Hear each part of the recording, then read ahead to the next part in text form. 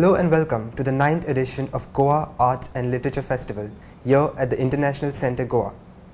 Amidst us today, we have a young, smiling and an award-winning author, Mr. Manu Pillai. Welcome, sir.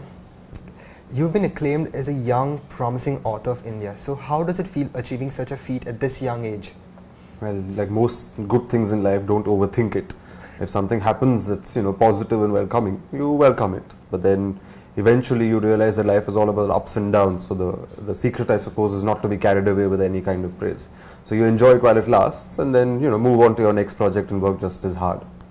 Okay, your book, The Ivory Throne, Chronicles of the House of Travancore, has been widely recognized, and you even received the Sahitya Award. So how does it feel being recognized at such a platform in India? Sahitya Academy was very special because naturally, the kind of names and the kind of people it's honored, it's in a league of its own. So in that sense, Sahitya Academy was special. The funny thing is though that when the award was announced, it was announced on the website, I think, then it made its way to some TV channels.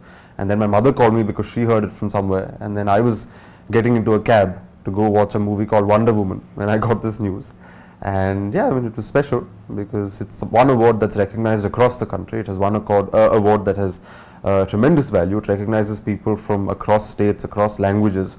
So the number of young authors honored under the Yuva Puraskar were, it was good to be in those lists and among those names. So in that sense, it was special.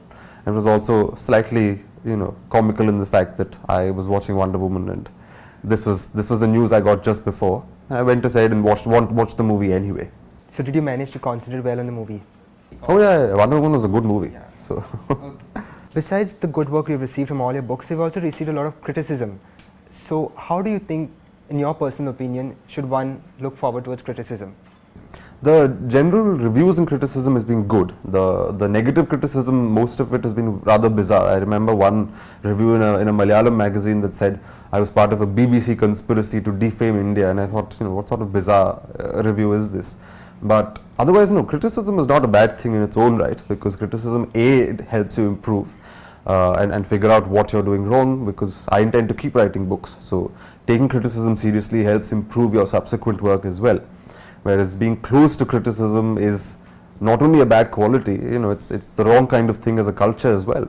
You should always be prepared to take criticism. You should always be prepared to take a certain amount of not pleasant analysis of your work, because that's what opens your mind as well. If you're only going to keep getting wonderful remarks, then in a way that it causes stagnation. It limits your own capacity to improve, to move on, to expand your own mind and horizons. So criticism in a constructive fashion is always welcome. What is somewhat, as I said, bewildering is when criticism suggests that you're part of a global conspiracy to destroy a nation and its culture. That's very bizarre. That's not criticism, that's paranoia and political madness. You've also been associated with Shashi Tharoor right from an early age of 21. So could you share with us some of the experiences working with him? It was actually my first job, and it was a stroke of luck in many ways, because I was on the way back from London airport and I saw him standing there, and I'd got a degree in international relations. My other subject was economics, and I remember thinking, I know him, his face, maybe I should write him an email and ask him for an internship. So that's how I wrote to him, and I think more than my CV, which practically had nothing on it at the time, he liked the way I wrote. So he wrote back saying, I really liked your email, come and meet me in Trivandrum. And as again luck would have it, I was going to Trivandrum anyway, because my grandmother lives in Kerala. So over there I met him, and yeah, very quickly started working with him, and that's been going on for a while. Yeah, I mean, I've been there in stages. I worked with him for a year, I left, came back for his election campaign, worked again a couple of years. Now I've left again to do my writing, but let's see, I may go back for the next election campaign, haven't decided. Next year? Next year, yes. You come from the state of Kerala, a state which is rich in cultural and religious diversities. So what is your opinion on the current Sabrimala issue? Sabrimala, I've already written a column on this, which is that on the one hand, I understand the position of the devotees in the sense that, the way Hindu temples are structured, each temple has a distinct identity. Each deity is installed with a distinct philosophy or story attached to it. So if Sabrimala's deity is considered a celibate god, it's part of legend. It has all discrimination is not, or all exclusion is not discrimination. That's an old principle.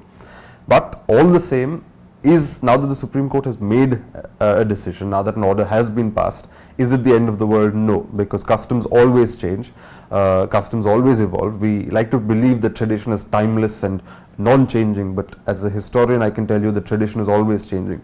Tradition is always responding to political changes, social changes and so on.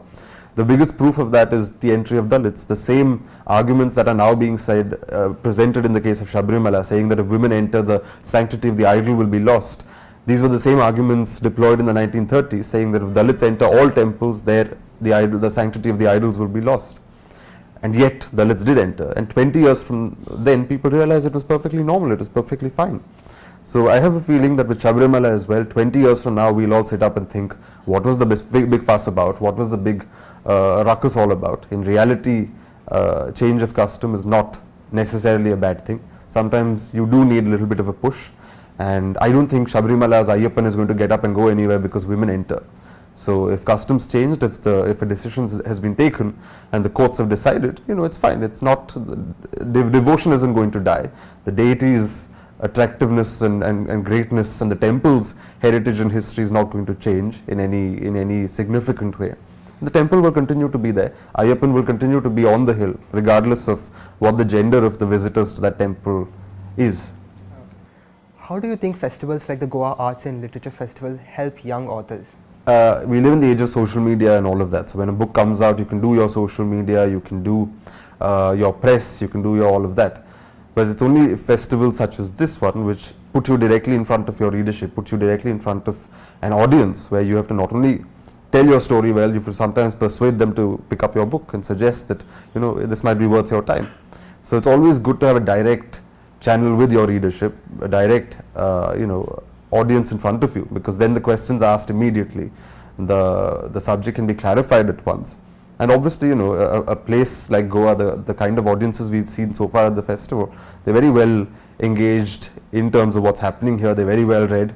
The questions are all very solid. So yeah, it's a pleasure to be here. So what message would you like to give to young authors? I don't think I want to give a message as such. One of the things I've realized in life is that unless advice is solicited, don't give advice to anybody. Everybody can figure life out on their own. But there is, and since you earlier mentioned writing and how people who want to write should pursue it, all I would say is that you have to work hard like any other field. There's this general notion that writing is an art where it comes to you flowing one fine morning and that you produce some work of greatness, but it doesn't work like that. Like everything else, it is also a craft, which means you also need to hone your skills, you also need to sharpen your own capacity, and that's the only way you can put it all together. So there's no substitute to hard work, which is not the most fashionable thing to say.